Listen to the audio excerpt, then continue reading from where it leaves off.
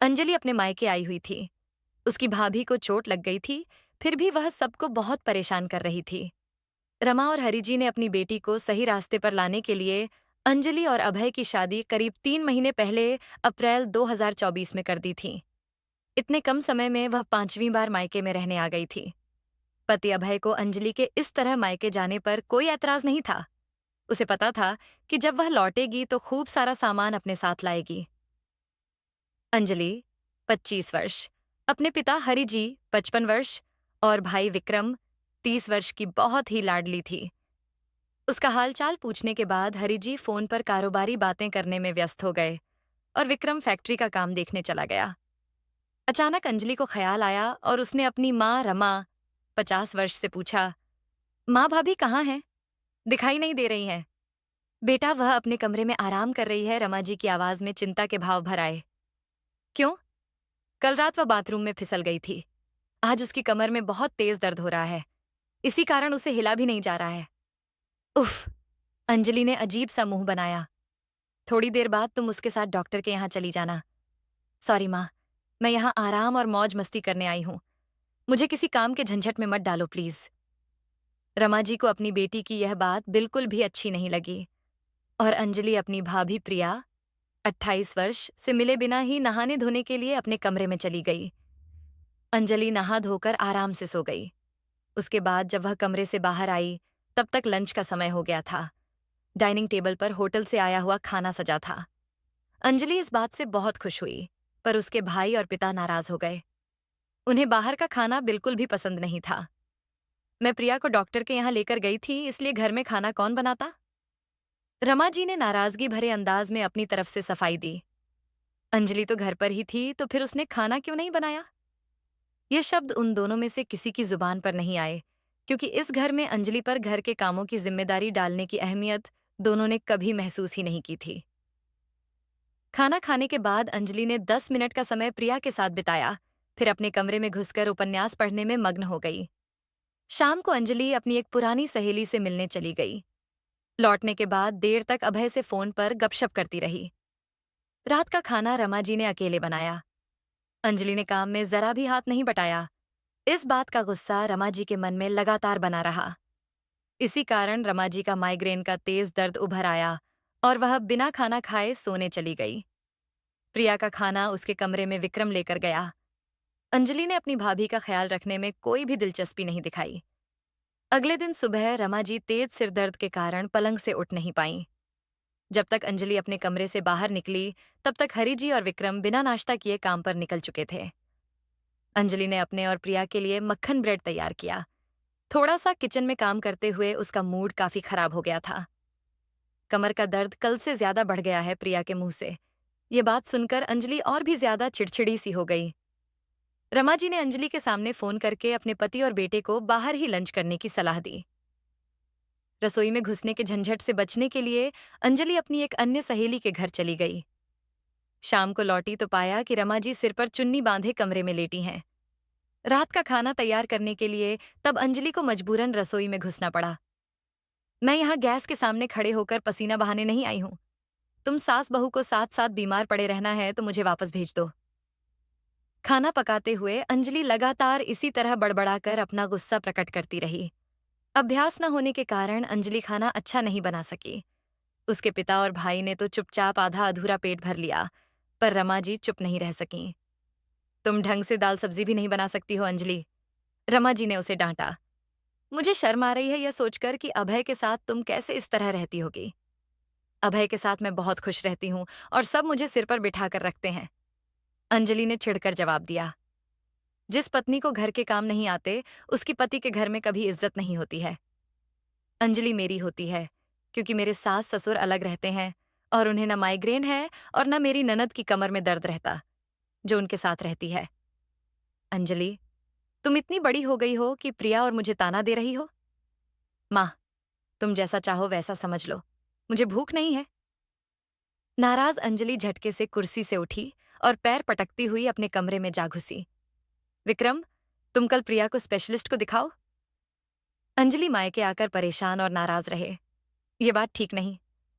हरिजी भी नाराज से हो उठे और अपने कमरे में चले गए। माँ प्रिया, कामचोर तो बिल्कुल नहीं है, कमर दर्द का बहाना नहीं कर रही है। विक्रम ने भी नाराजगी दर्शाते हुए अपनी पत्नी का पक्ष लिया। मुझे मालूम है बेटा कि मेरी बहू काम करने वाली और समझदार है। तुम उस अंजलि की बातों पर ध्यान देकर परेशान मत हो। उसे खुद को अच्छी गृहिणी बनने की समझ अभी तक नहीं आई है। विक्रम को इस तरह समझाकर शांत करने के बाद रमा जी गहरे सोच विचार में लीन हो गईं। अगले दिन विक्रम प्रिया को हड्डियों के स्पेशलिस्ट डॉक्टर को दिखाने ले गया। बाद में दोनों प्रिया की बुआ के घर चले गए। रात को दोनों वहीं से खाना खाकर लौटे। अंजलि को सारा दिन किचन में काम करना पड़ा। इस कारण वह भारी बैठी थी और उनके घर में घुसते ही दोनों से झगड़ पड़ी। ये कमर दर्द का बहाना अच्छा है, जिसके कारण खूब घूमने का मौका मिल गया। उसने जहर भरे स्वर में दोनों को सुनाया। फिल्म देखो, बाजार में घूमो, नौकरानी की ड्यूटी देने के लिए ही तो मैं मायके आई हूं। बेकार की बातें मुंह से निकालकर दिमाग मत खराब कर। अंजलि, आज विक्रम ने उसे डांट दिया। भैया, दिमाग तो तुमने अपनी पत्नी का खराब कर रखा है, उसे जरूरत से ज्यादा सिर पर चढ़ाकर। अरे, जो इंसान ठीक से खा रहा है, ठीक से सो रहा है, रिश्तेदारों के यहाँ घूमने जा सकता है, उसे घर का काम करने में क्या आफत आ जाती है। प्रिया को काम करना कभी नहीं खटकता है। ये तो तुम ही हो कामचोर, जिसकी 2 दिन काम कर लेने से ही जान निकल रही है। विक्रम के इन वाक्यों ने अंजलि को बुरी तरह भड़का दिया। उसने अपने भैया भाभी को खूब सुनाया और खुद ही रोने बैठ गई। पूरे घर का माहौल उसके क्लेश करने के कारण तनावपूर्ण और बोझिल हो गया। अंततः अपने पिता की डांट सुनकर ही अंजलि चुप हुई। अगर मुझे ही सारा काम करना है तो भाभी को यहाँ सोने पीसने बनाकर रखने की क्या जरूरत है? मायके में जाकर क्यों नहीं आराम करती है? कमरे में घुसने से पहले अंजलि ने अपना गुस्सा प्रदर्शित किया। अगले दिन सुबह अंजलि को यह देखकर सचमुच आश्चर्य हुआ कि प्रिया का भाई उसे मायके ले जाने के लिए आया हुआ था। विक्रम के हाव भाव से उसकी नाराजगी साफ झलक रही थी। इस कारण घर में कोई ज्यादा बोल भी नहीं रहा था। प्रिया ने जब विदा ली, तब अंजलि उसे यह सुनाने से नहीं चुकी। भाभी, मुझे मालूम है कि आप मेरे यहाँ आकर रहने से खुश नहीं हो। मेरे विदा होते ही आपका कमर दर्द भी ठीक हो जाएगा और यहाँ वापस भी आ जाओगी।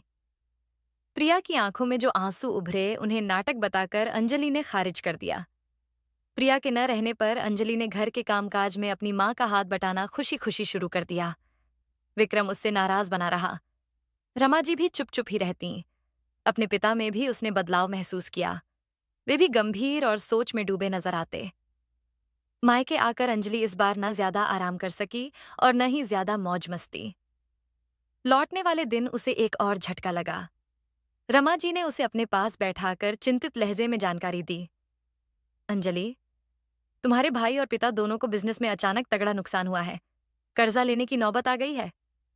ये तो बहुत बुरी खबर है माँ।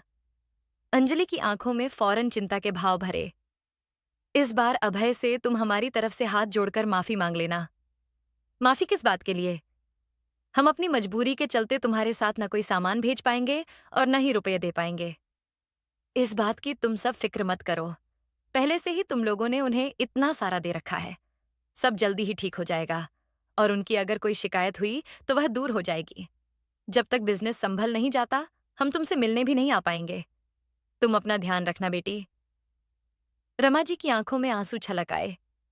मेरी फिक्र मत करो माँ, मुझे अपने घर में कोई दिक्कत नहीं हुई है और न ही आगे होगी। इसी तरह के आश्वासन अपने पिता और भाई को देते हुए अंजलि ने उन दोनों की भी चिंता दूर करने की कोशिश दिल से की। अंजलि उनके सामने खूब मुस्कुराती रही, पर वापस घर में कदम रखते ही उसका मन भी अजीब सी बेचैनी से भर उठा। ये पहला अवसर था जब अंजलि के सामान में सास ससुर ननद और पति को देने के लिए कई सारे उपहार मौजूद नहीं थे। सबको उम्मीद रहती थी कि घर में ऐसी लगवाने को वह रुपये साथ लाई होगी, पर उसका पर्स खाली था। अभय के पिता का फोन अभय के पास आया कि उसके पास कुछ पैसे हों तो वह एक नया एसी खरीद ले। बिजनेस में ज्यादा नुकसान हो जाने के कारण इस बार मैंने पापा और भैया को अपने ऊपर खर्चा करने से बिल्कुल रोक दिया। आप ये बुरी खबर सबको बता देना। अंजलि ने अभय को यह बताते हुए खुद को शर्मिंदा होते हुए महसूस किया। इसीलिए उसे अपने ऊपर तेज गुस्सा आया। वह अकेले अभय के साथ तो रहती थी, पर अभय के माता पिता, भाई और बहन अंजलि के लाए सामान को बड़े हक से इस्तेमाल करते थे। अभय ने अंजलि से कुछ कहा तो नहीं, पर अंजलि ने उसकी आंखों की चमक को साफ बुझते देखा।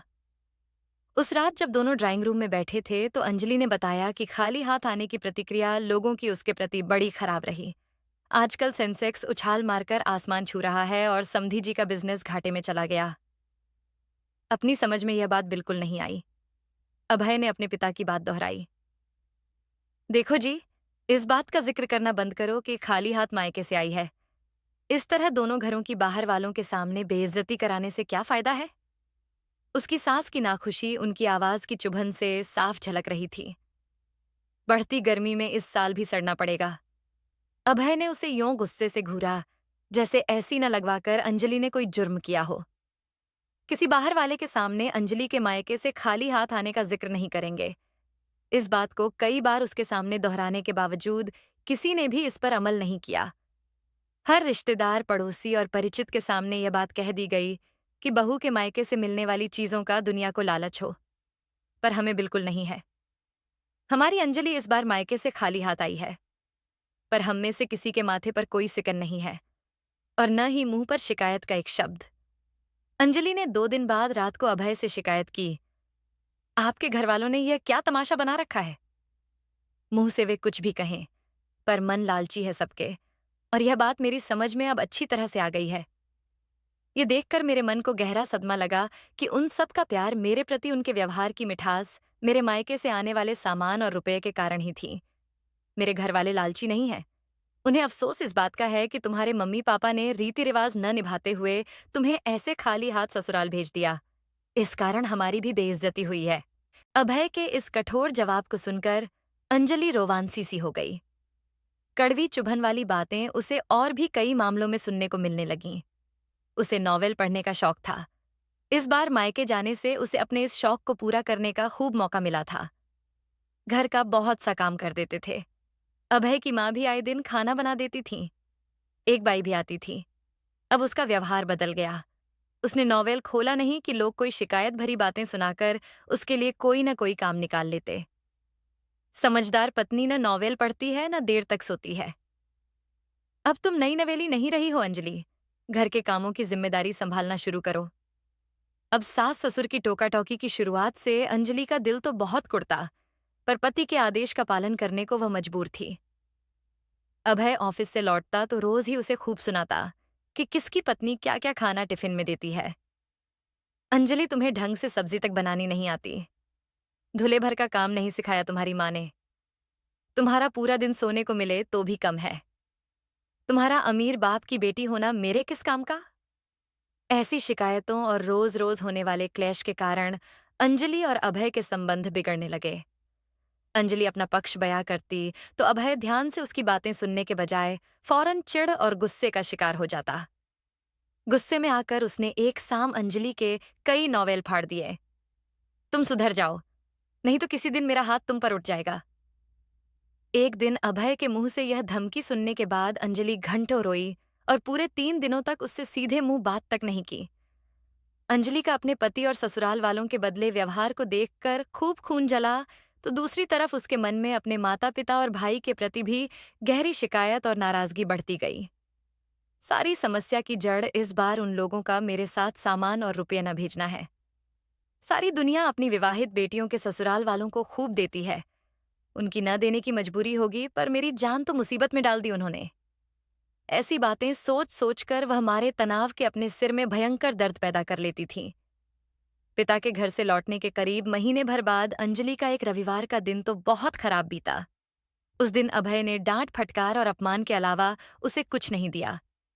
सबसे पहले तो नाश्ते में बनाए पोहे में उससे बहुत तेज नमक पड़ गया। नाराजगी दर्शाते हुए वह लंच के समय कमरे से बाहर नहीं आई। अभय ने उसकी चिंता नहीं की। अभय ने सिर्फ एक बार आकर खाना खाने को पूछा। वह पास के किसी होटल से खाना लाया था। अंजलि ने इनकार किया तो बाद में कोई उसका हालचाल पूछने नहीं आया। दोपहर बाद अंजलि ने देखा कि 2 सूखी पूरियां थीं। शाम को अभय अपने दोस्तों से मिलने चला गया। वहीं से वह माता पिता के घर चला गया। उपेक्षित और अपमानित महसूस करती हुई अंजलि कभी गुस्से से सबके खिलाफ बड़बड़ाने लगती तो कभी दुखी होकर आंसू बहाती रही। तभी अंजलि की माँ रमा का फोन आया तो वह ज्वालामुखी की तरह आग उगलने लगी। तुम सबकी कंजूसी और नासमझी की सजा आज मुझे भुगतनी पड़ रही है माँ। पहले तुम सबने मेरे लालची ससुराल वालों की दे देकर आदतें खराब क्यों की? इस बार तुम लोगों ने हाथ खींचकर अच्छा नहीं किया। माँ, यहाँ अभय ने मेरा जीना दूभर कर दिया है। इस नर्क में जीने के बजाय मैं आत्महत्या करना बेहतर समझूंगी। भावावेश के कारण अंजलि की ऊंची आवाज बुरी तरह कांप रही थी। अंजलि देर तक अपने मन की भड़ास निकालती रही। रमा जी ने बड़े सब्र से उसकी सारी बातें अधिकतर खामोश रहकर सुनी। अपनी शिकायतों से खाली हो चुकने के बाद अंजलि दुखी होकर रोने लगी। माँ, मेरी समझ में नहीं आ रहा कि मैं क्या करूं। इन लोगों को लालची रूप देखकर मेरा मन कांप जाता है। कैसे गुजरेगी मेरी जिंदगी रात दिन के क्लेश और ताने झेलकर? मेरी बात ध्यान से सुन बेटी। रमा जी की गंभीर आवाज अंजलि के कानों में पहुंची। हाँ माँ, अंजलि ने आंसू पोंछते हुए वादा किया। देख बेटी, समाज में हम सबका जीवन लेन देन के सिद्धांत पर आधारित है। बिना दिए कुछ नहीं मिलता। तुम ठीक कह रही हो माँ। इस बार मेरी ससुराल वालों को आप लोगों से कुछ नहीं मिला तो उन्होंने मुझे प्यार, इज्जत और सुख सुविधाएं देना बंद कर दिया। कुछ पलों की खामोशी के बाद रमा जी ने कहा, बेटी, बुरे वक्त में हमें सीख लेनी चाहिए, अपनी समझ बढ़ानी चाहिए। तेरे पिता और भाई तुझे लाड़ के कारण कुछ ज्यादा देते रहे थे, पर तूने उसका गलत मतलब निकाल लिया। मायके के साथ जीवन नहीं कटता। जीवन तो बेटी ससुराल वालों के साथ कटता है, और पति के माँ बाप, भाई बहन का ख्याल रखना तुम्हारी जिम्मेदारी है। हमारे पैसे के चक्कर में तुम पत्नी बनने से रह गईं और सोचने लगीं कि अभय तुम्हारे पैसे का दीवाना है। ये बताओ, तुमने रात के अलावा अभय को कब एहसास जताया कि तुम उसकी पत्नी हो? थोड़ी देर रुककर उन्होंने आगे कहा, अभय और उसके माता पिता का फोन मेरे पास 4 दिन पहले आया था। उनकी नाराजगी तुम्हारे पैसे न लाने से नहीं, तुम्हारे व्यवहार से है। तुम अपने व्यवहार से अभय के साथ वही करो जो तुम चाहती हो कि अभय तुम्हारे साथ करें। वे सब तुम्हारा और अभय का भला चाहते हैं। सुनो, घर ठीक कर लो, नहा धो लो। तुम्हारी सास ने कहा है कि वे सब घर का बना खाना लेकर तुम्हारे घर 2 घंटे में अभय के साथ आ रहे हैं। उन्हें निराश न करना बेटी। अंजलि ने यह सब सुनकर खुद को मन ही मन धिक्कारा कि उसकी इतनी पढ़ाई लिखाई, इतनी समझ कहाँ गई। उसने माँ से कहा, माँ, अब तुम्हें कोई शिकायत नहीं होगी, पर अगले संडे तुम और पापा भाई और भाभी के साथ डिनर पर आना। मैं बताऊंगी कि खाना बनाना किसे कहते हैं। 2 रविवार बाद अभय और अंजलि ऐसे हो गए जैसे वे एक जान दो बदन हो। अंजलि ने अपने आप को पूरी तरह बदल दिया था। वह सबके साथ बहुत अच्छा व्यवहार करने लगी थी। आशा करती हूँ कि आपको हमारी कहानी अच्छी लगी होगी।